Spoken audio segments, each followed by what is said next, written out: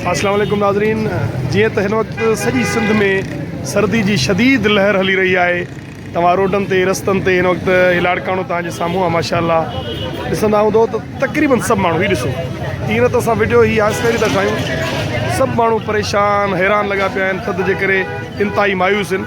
ऐं तव्हांजे साम्हूं मुंहिंजे हिन वीडियो में असांजे सिंध जो तमामु वॾो नालो, तमामु वॾो डायरेक्टर, तमामु वॾो कैमरामैन अदो मुमताज़ ख़ासि केली तव्हांजे साम्हूं वेठो आहे। ॾिसो त हुन छा छा न वेड़ियो आहे। हीअ जैकेट ते के पातल आहे, लोही पातल आहे, अंदरो टोप आहे हुनखे, ऐं हिन महिल गरम चांहि जो मज़ो वठी रहियो आहे। अदे मुमताज़ खां मां पुछा कंदुसि दादा हीअ जेका 2020 जे पहिरनि ॾींहंनि जी सर्दी आहे तव्हांखे कीअं लॻी? ज़बरदस्त सर्दी, तमामु वॾी सर्दी आहे ऐं रिकॉर्ड सर्दी आहे। बहरहाल पंहिंजी जेका ज़िंदगी आहे उनमें एतिरी करे सर्दी ॾिठी आहे। पहिरियों दफ़ो थियो आहे, तमामु वॾी सर्दी आहे। अलाह कंदो आहे त अलाह कंदो मौसम बहितर थींदो आहे, कुझु थींदो, पर हीअं टेम्परेचर एतिरो आहे जो माना बर्दाश्त खां चढ़ियल आहे कमु। हा, जिस्म कमु कोन, दिमाग़ कमु कोन थो करे। थोरो पाणी करे चांहि हाजी ख़बर पई आहे त तव्हांजी रिकॉर्डिंग बि जारी आहे। अहिड़े माहौल में तव्हां कीअं था रिकॉर्डिंग कयो था? बसि अलाह जे आसिरे बाबा, छा कयूं, पर हाणे कमु त करिणो आहे। असांजो कमु अहिड़ो हैवी कमु आहे, ॾुखियो कमु आहे। स्क्रीन ते ॾिसणु सवलो आहे, पर हुन कमु जेको पसे पर्दा कमु आहे ॾुखियो, उहो तव्हां सम्झी सघो था। सुबुह जो सभु आर्टिस्ट सवेर उथूं था, पर ईअं त सम्झो त माना वात मां धुआं था निकिरनि, जीअं सर्दी जो ईअं सम्झो माइनस टेम्परेचर, ईअं सम्झो आहे। वॾी सर्दी आहे, वॾी। हिन वक़्तु मां नाज़रीन तव्हांखे खणी हलंदुसि सिंध जे तमामु वॾे अदाकार अदे बिलावल खोखरना। बिलावल जी सूरत हाल ॾिसो। अस्सलाम वालेकुम अल्लाह जा एहसान। दादा तव्हांजो हाल वाल तव्हांखे माशाअल्लाह पंहिंजी उमिरि में यादि आहे अहिड़ी करे सर्दी थी? रिकॉर्डिंग कंदे तव्हांखे का तकलीफ़ या को कीअं महसूसु थो थिए? तव्हां सफ़र करे अचो था हिते।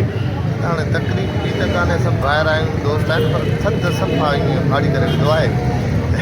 थधि में चऊं था त दिलि इहे अचे त घर सुता पिया हुजो, निकिरो कोन, अहिड़ी थधि आहे। ये तव्हां ग्लोव्स बि हथनि में पाता आहिनि बिलावल। ये तव्हांखे जैकेट तमामु हेवी ऐं मथे ते टोप पातल आहिनि, गंदरा बि जैकेट पातल आहे। अच्छा, हा, सभिनी खे बाबा जैकेटूं पातल आहिनि बाबा।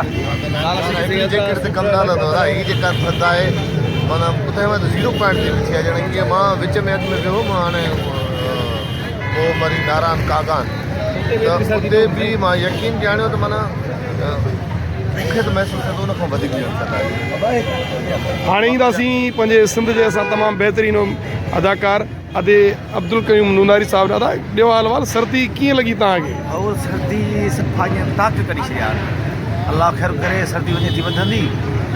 सर्दीअ में न घुमी था सघूं, न वेही था सघूं, घर था वञूं, सॼी राति बिस्तरो बि थधो लॻो पिया, गरम नथो थिए। तव्हां हिन सर्दी में रिकॉर्डिंगूं था कयो, माशाअल्लाह महिनत था कयो।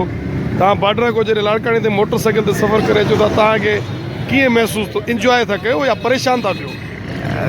तव्हां भाऊ ज़फ़र जा भाऊ मुमताज़ नथा था कयो, इंजॉय थी थिए। बाक़ी कॾहिं हालत खे ॾिसो न पंहिंजी त पोइ अलाह ख़ैर कंदो। बसि अल्लाह से चङाई कंदो। मूंखे सिर्फ़ु यकीन ॼाणियो रुॻो इहो ज़हन में आहे त मोटर साइकिल ते बार्डर ते कीअं पहुचंदो। बहरहाल बिलावल छा कयूं, तव्हां असां सभु चांहि जो तव्हां मज़ो हिन महिल वठी रहिया आहियो। सिंध वासियुनि लाइ सर्दी जो को पैगाम त उन्हनि खे छा करणु खपे? सभ खां पहिरियां त पंहिंजा जेके नंढा बचड़ा आहिनि मथे जो गाड़ो न करणु ॿार धंधा वॾे इंतिहाई धंधा थधि अक्सर कननि में, छो त जेका थधि आहे वॾो अटैक पहिरियां कननि खां कंदी आहे। कन ऐं छाती वठणु ईंदी आहे, सो इन करे पंहिंजो कन ढकियो ऐं छाती खे बि ढकियो, महिरबानी करे। वॾी महिरबानी तव्हां सभिनी दोस्तनि जी। अल्लाह से तव्हां सभिनि ॾे ख़ैरु कंदो। तव्हांजी वॾी महिरबानी, थैंक यू।